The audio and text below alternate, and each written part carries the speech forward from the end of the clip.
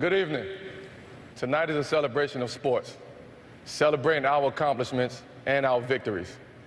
But in this moment of celebration, we actually start the show tonight this way. The four of us talking to our fellow athletes with the country watching, because we cannot ignore the realities of the current state of America. The events of the past week have put a spotlight on the injustice, distrust, and anger that plague so many of us. The system is broken. The problems are not new, the violence is not new, and the racial divide definitely is not new. But the urgency to create change is at an all-time high. We stand here tonight accepting our role in uniting communities to be the change we need to see. We stand before you as fathers, sons, husbands, brothers, uncles, and in my case, as an African-American man and the nephew of a police officer who was one of the hundreds of thousands of great officers serving this country.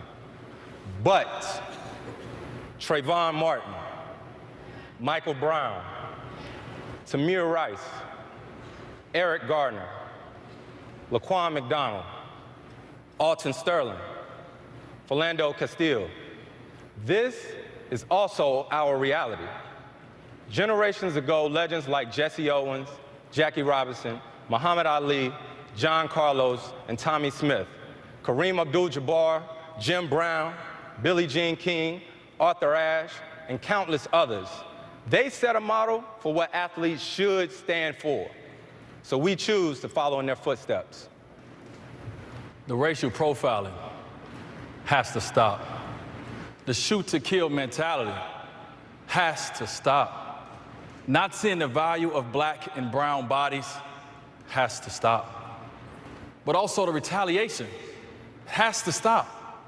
The endless gun violence in places like Chicago, Dallas, not to mention Orlando, it has to stop. Enough.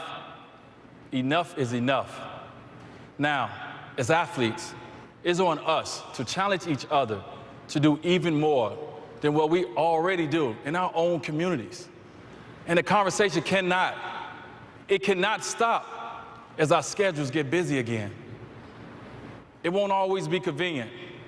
It won't. It won't always be comfortable. But it is necessary. We all feel helpless and frustrated by the violence. We do. But that's not acceptable. It's time to look in the mirror and ask ourselves, what are we doing to create change? It's not about being a role model. It's not about our responsibilities to the tradition of activism. I know tonight we'll honor Muhammad Ali, the GOAT.